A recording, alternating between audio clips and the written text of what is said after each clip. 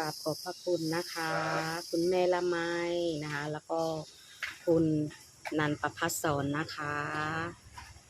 จากออเดอร์ของท่านนะคะจัดให้ท่านไป16ตะกร้าเลยนะคะขอขวานให้นำโชคแล้วก็ให้น้องคูณทรัพย์ด้วยนะคะขอให้ท่านทั้งสองมีสุขภาพร่างกายที่แข็งแรงนะคะร่ำรวยเงินทองคิดหวังสิ่งใดก็สมมุ่งมา่ปรารถนานะคะรวยแล้วก็รวยยิ่งขึ้นไปนะคะทุกท่านจ๋าต่อฝากจัดให้เลยนะคะอันนี้ให้นำโชคนะคะนี่นำโชคแล้วก็เดี๋ยวเอาไปให้น้องคูณทรัพย์ค่ะคูณทรัพย์อันนี้ให้คูณทรัพย์นะคะ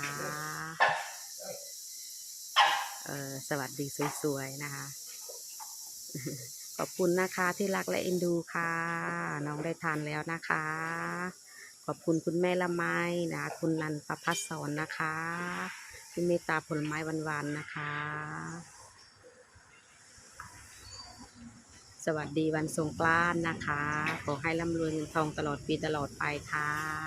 สาธุสาธุค่ะ